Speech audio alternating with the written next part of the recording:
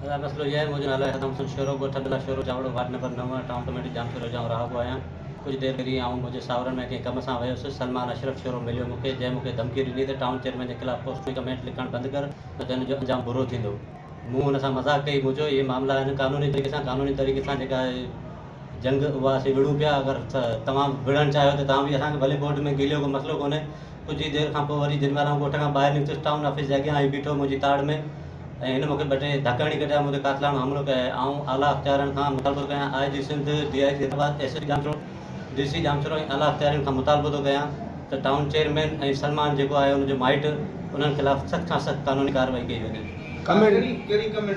Comment मूं लिखी हुई जेका मीर मुर्तज़ा नुहाणी साफ़ी आहे टाइम न्यूज़ जो, उन हिकिड़ी पोस्ट शेयर कई जंहिंमें टाउन जो बजट जो ख़ुलासो थियो आहे।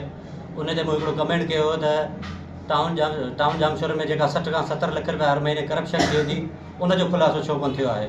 उन तां थी करे हीउ मामिलो पेश आयो आहे।